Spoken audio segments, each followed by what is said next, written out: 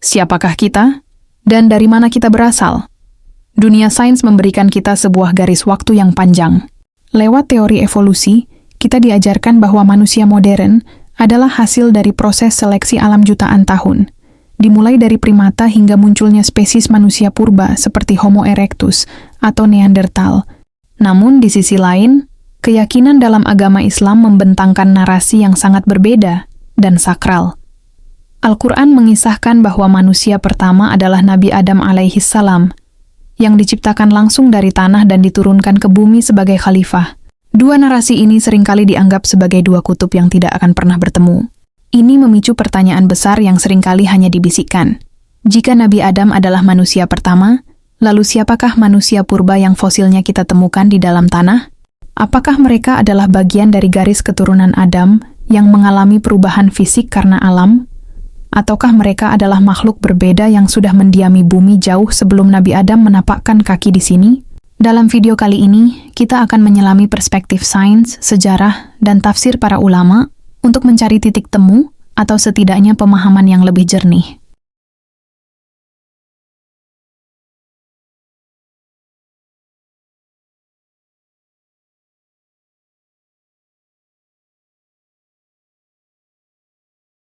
Dalam literatur Islam, kisah manusia tidak dimulai dari sel tunggal di lautan, melainkan dari sebuah peristiwa besar di alam malakut. Allah Subhanahu wa Ta'ala mengumumkan kepada para malaikat bahwa Ia akan menciptakan seorang khalifah atau pemimpin di bumi. Nabi Adam alaihissalam diciptakan dengan tangan Tuhan sendiri dari sari pati tanah yang diambil dari berbagai penjuru bumi. Inilah yang menjelaskan mengapa keturunan Adam memiliki warna kulit dan karakter yang beragam. Namun, yang membuat Adam begitu istimewa bukanlah sekadar fisiknya, melainkan momen ketika Allah meniupkan ruh ke dalam tubuhnya. Di titik itulah, tanah yang mati berubah menjadi makhluk hidup yang paling mulia. Apa yang membedakan Adam dengan makhluk lain yang mungkin sudah ada di bumi sebelumnya? Jawabannya adalah akal dan kemampuan belajar.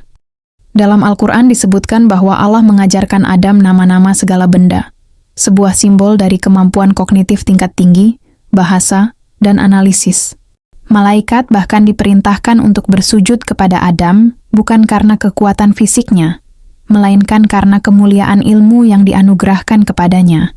Adam bukan sekadar makhluk biologis. Ia adalah makhluk intelektual yang memiliki kesadaran penuh akan keberadaan penciptanya. Islam menegaskan bahwa seluruh manusia yang ada di bumi hari ini, tanpa terkecuali, adalah Bani Adam atau anak cucu Adam. Tidak ada garis evolusi yang memisahkan satu ras dengan ras lainnya dalam hal asal-usul spiritual. Dari Adam dan Siti Hawa, umat manusia berkembang biak dan menyebar ke seluruh penjuru dunia. Ini memberikan pesan kesetaraan yang kuat, bahwa meski kita berbeda secara fisik, akibat adaptasi lingkungan selama ribuan tahun, secara esensi, kita berasal dari satu napas dan satu ayah yang sama. Menjadi keturunan Adam berarti memikul tanggung jawab yang besar. Berbeda dengan hewan atau makhluk purba yang hanya hidup berdasarkan insting bertahan hidup, manusia diberikan taklif atau beban kewajiban moral. Kita memiliki ruh yang rindu pada Tuhan dan akal yang mampu membedakan baik dan buruk. Jadi dalam pandangan Islam, definisi manusia bukan hanya soal bentuk kerangka tulang atau volume otak, melainkan tentang sosok yang memiliki kesadaran moral dan spiritual. Inilah landasan utama yang nanti akan kita benturkan dengan penemuan fosil manusia purba. Apakah mereka memiliki dimensi ruhani yang sama dengan Adam? Di saat kitab suci berbicara tentang asal-usul spiritual, tanah yang kita pijak berbicara melalui tulang belulang. Selama 2 abad terakhir, para arkeolog telah menemukan bukti bahwa bumi pernah dihuni oleh makhluk-makhluk yang sangat mirip dengan kita, namun berbeda secara fisik. Kita mengenal Homo erectus, spesies yang sudah mampu berdiri tegak dan menggunakan api sejak hampir 2 juta tahun yang lalu. Jejak mereka tersebar luas, termasuk fosil manusia Jawa yang sangat terkenal. Mereka bukan sekadar hewan. Mereka membuat alat dari batu dan berkelana antar benua. Namun volume otak mereka lebih kecil dan struktur wajah mereka jauh lebih kasar dibandingkan kita saat ini. Lebih dekat lagi dengan garis waktu kita, ada Neanderthal. Mereka hidup di Eropa dan Asia Barat. Data sains menunjukkan bahwa mereka memiliki otak yang besar, bahkan terkadang lebih besar dari manusia modern, dan mereka sudah mengenal tradisi penguburan mayat. Sains menyebut bahwa Neanderthal bukan nenek moyang langsung kita, melainkan sepupu yang hidup berdampingan dengan manusia modern awal. Mereka memiliki kekuatan fisik yang luar biasa untuk bertahan di zaman es. Namun sekitar 40.000 tahun yang lalu, mereka punah dan menghilang dari muka bumi, meninggalkan kita, Homo sapiens, sebagai satu-satunya spesies manusia yang tersisa. Menurut konsensus sains, manusia tidak muncul secara tiba-tiba dalam bentuk yang kita miliki sekarang. Ada proses perkembangan selama ratusan ribu tahun. Dari Australopithecus yang masih sangat mirip kera, hingga perlahan-lahan kapasitas otak meningkat, postur tubuh tegak, dan kemampuan berbahasa muncul. Sains menggunakan penanggalan karbon dan analisis DNA untuk menyusun garis waktu ini. Bagi ilmu pengetahuan, Homo sapiens, spesies kita, baru muncul sekitar 300.000 tahun yang lalu di Afrika, sebelum akhirnya menyebar ke seluruh dunia. Angka ini seringkali dianggap bertabrakan dengan perkiraan umur peradaban Adam dalam beberapa literatur klasik. Sains mendefinisikan manusia berdasarkan ciri biologis, tulang, DNA, dan alat batu. Namun, ada satu hal yang sains sulit buktikan. Kapan tepatnya makhluk-makhluk ini mulai memiliki kesadaran spiritual? Kapan mereka mulai mengenal Tuhan? Disinilah letak jurang antara sains dan agama. Sains melihat perkembangan fisik yang lambat, sementara agama melihat momen penciptaan yang sakral. Fakta bahwa bumi pernah dihuni oleh makhluk purba ini adalah kenyataan yang tidak bisa dibantah secara fisik, namun status mereka dalam sejarah ketuhanan tetap menjadi misteri besar yang akan kita bahas di bagian selanjutnya. Bagaimana jika sains dan agama sebenarnya membicarakan hal yang sama, namun dengan bahasa yang berbeda? Sebagian pemikir dan ulama kontemporer mencoba melihat kemungkinan bahwa manusia purba adalah bagian dari proses panjang keturunan Nabi Adam. Dalam pandangan ini, perubahan fisik yang kita lihat pada fosil, seperti bentuk tengkorak atau postur tubuh, adalah bentuk adaptasi luar biasa yang Allah anugerahkan kepada anak cucu Adam untuk bertahan hidup di lingkungan bumi yang ekstrim selama ratusan ribu tahun. Mereka adalah manusia, namun dengan ciri fisik yang menyesuaikan zaman prasejarah.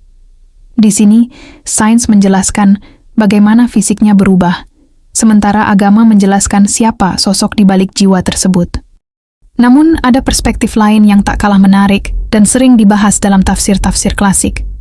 Ingatkah Anda saat malaikat bertanya kepada Allah ketika Adam hendak diciptakan? Mengapa engkau hendak menciptakan makhluk yang akan menumpahkan darah di bumi? Dari mana malaikat tahu soal tumpah darah jika Adam belum diciptakan? Beberapa ulama berpendapat bahwa sebelum Nabi Adam, sudah ada makhluk lain di bumi yang secara fisik menyerupai manusia. Mungkin inilah yang ditemukan sains sebagai spesies manusia purba. Menurut pandangan ini, manusia purba adalah makhluk biologis yang menghuni bumi sebelum Adam, namun mereka bukanlah manusia dalam definisi agama. Mereka memiliki insting, namun tidak memiliki 3 pilar utama yang diberikan kepada Adam: ruh yang suci, akal yang kompleks, dan tanggung jawab moral, taklif kepada Tuhan.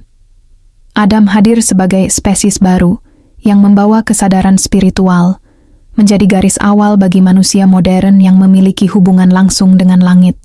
Jadi, titik temu dari kedua perspektif ini bukan terletak pada bentuk tulang, melainkan pada hakikat. Sains mungkin benar tentang keberadaan makhluk purba berjuta tahun lalu, dan agama pun benar bahwa manusia sebagai makhluk bertuhan dimulai dari Nabi Adam. Perbedaan terbesarnya terletak pada momen ditiupkannya ruh. Seekor makhluk purba mungkin bisa menggunakan batu untuk berburu, tapi hanya keturunan Adam yang bisa menggunakan kesadarannya untuk bersujud dan memahami konsep keadilan. Kita bukan sekadar produk alam, kita adalah makhluk pilihan yang memikul amanah besar di muka bumi ini. Pertanyaan yang paling mendasar dan seringkali membuat kita terdiam adalah, apakah mereka punya ruh? Jika kita melihat fosil Neandertal yang menguburkan jenazah mereka dengan bunga, atau lukisan dinding gua yang dibuat oleh manusia purba ribuan tahun lalu, kita melihat adanya sebuah kesadaran. Namun, dalam perspektif teologi, ruh bukan sekadar kesadaran untuk bertahan hidup. Ruh adalah tiupan langsung dari Sang Pencipta yang membawa beban moral. Apakah spesies sebelum kita hanya memiliki nafs atau insting hewani yang sangat cerdas, ataukah mereka sudah memiliki hubungan spiritual dengan langit? Jika mereka punya ruh, apakah mereka juga akan dibangkitkan? Ini adalah wilayah di mana sains angkat tangan dan hanya iman yang bisa merenungkannya. Kapan sebenarnya manusia mulai menjadi manusia secara spiritual? Apakah itu terjadi secara bertahap seiring membesarnya volume otak? Ataukah terjadi dalam satu momen dramatis saat Nabi Adam menapakkan kaki di bumi? Banyak ilmuwan Muslim mencoba memahami ini sebagai momen transformasi kesadaran.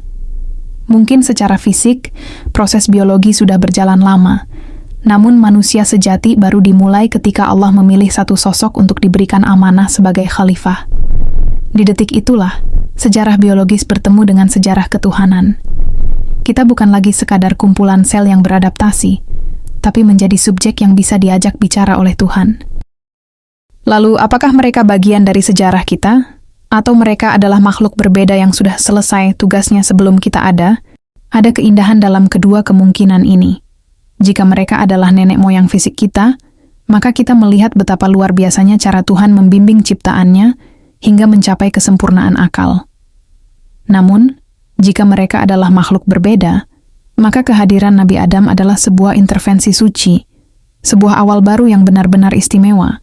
Apapun jawabannya, keberadaan fosil-fosil itu bukan untuk menggoyahkan iman, melainkan untuk memperluas cakrawala kita tentang betapa misterius dan luasnya kerajaan Tuhan di muka bumi ini sebelum kita tiba. Pada akhirnya, kita menyadari bahwa sains dan agama tidak harus selalu berada di medan perang. Sains menjelaskan bagaimana tubuh manusia berkembang secara biologis melalui bukti-bukti fisik yang tertanam di bumi. Sementara agama menjelaskan asal-usul ruhani dan tujuan utama manusia diciptakan sebagai pemimpin di muka bumi. Keduanya tidak selalu bertentangan, melainkan sedang melihat satu objek yang sama dari sudut pandang yang berbeda. Sains menatap ke arah tanah untuk mencari jejak masa lalu, sementara agama menatap ke arah langit untuk memberi makna pada masa depan. Memahami manusia purba tidak akan mengurangi kemuliaan Nabi Adam. Justru, ini menambah kekaguman kita pada betapa besarnya rahasia penciptaan yang Allah hamparkan di alam semesta ini. Kalau menurut kalian sendiri, apakah sains dan iman bisa berjalan beriringan dalam menjawab misteri ini? Tulis pendapat kalian di kolom komentar. Terima kasih sudah menyimak, dan sampai jumpa di video berikutnya.